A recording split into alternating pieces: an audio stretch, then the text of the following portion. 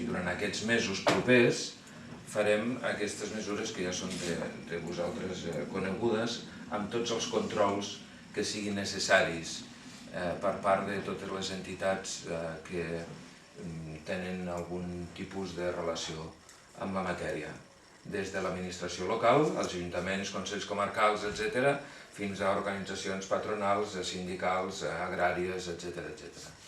Aquesta és la garantia que les coses es faran de forma assenyada, de forma raonable, durant, insisteixo, aquest temps. Són mesures temporals i excepcionals.